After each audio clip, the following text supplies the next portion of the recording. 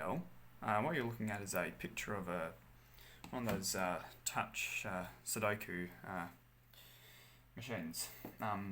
Recently acquired one of those, and been having a slight problem with it.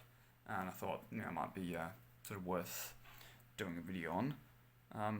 Apologise for the weird pattern over the screens. Not much I can really do about that. But either way, normally I wouldn't really do videos talking about the theoretical side of things, but I thought this would be an interesting thing, so I just sort of put together this very crude slideshow demonstrating the issue I'm having and possible failure modes, and a little bit sort of briefly brushing over how the technology of this, or part of the technology that this uses, works. So this thing has a touch matrix which looks about like that, and it comes with a stylus, so it's a resistive touchscreen. So the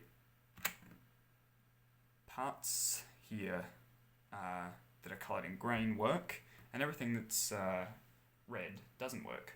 So, I was sort of figured out how to play Sudoku, and I thought I'd sort of try and have a game, but a lot of the numbers weren't. There was sort of like a fair amount of the screen that didn't work. So that sort of fairly quickly realised that that just wasn't going to happen. So the type of technology that that screen user said was resistive, which has represented by the blue layer. It's got a glass plate, and then represented by the red, it's got a flexible plastic layer which flexes in as you poke it with your fingernail or a stylus or any sort of anything like that. So when you press on it, the stylus, it basically makes a contact point between those two layers. As far as the screen's concerned, you're basically just making a contact point at the X and Y intersection, or the intersection of the X and Y axes labelled on the, represented by the two lines. So, as far as possible failure modes concerned, one of them is, of course, there is a gap between those two layers. So dirt, dust, debris, anything like that could get in between those layers, stopping it from working properly. It's another with capacitive.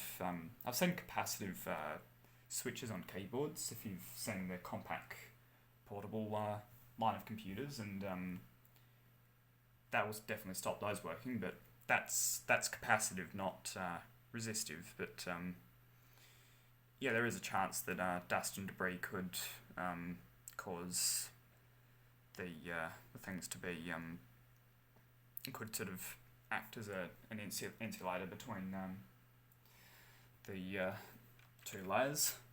Another failure mode is, of course, the connector.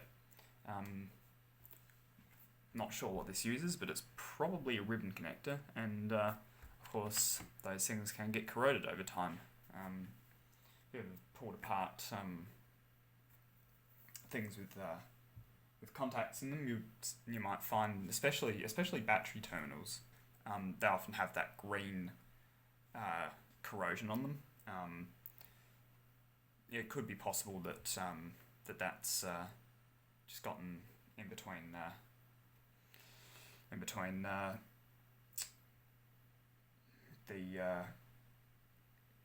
contacts on the ribbon connector and then the contacts on the board.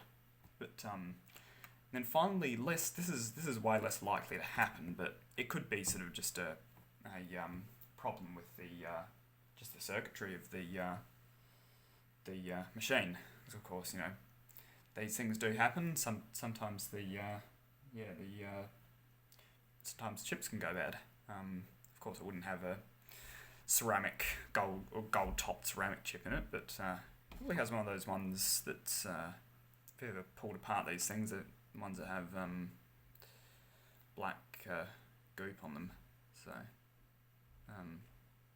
yeah, but either way, so that's sort of the theoretical part one of this video. I'll be doing a part two where I'll be pulling the thing to bits and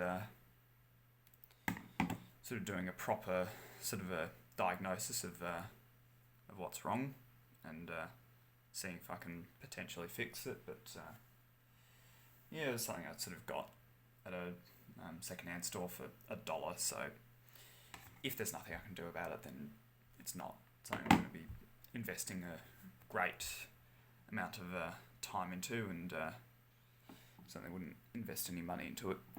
But I thought that'd be interesting to share.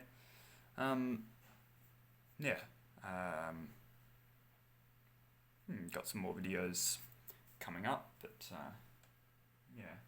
I'll I'll talk about a few of those later. So that's it for this video, and a bit different today, but it's definitely something I normally wouldn't do, because it's just sort of quite time consuming, really, taking the time to write all of these or sort of create all of these images. But either way, it's just something I don't have time for usually. So either way, hope you enjoyed this sort of different and probably, as far as my channel goes, rare video.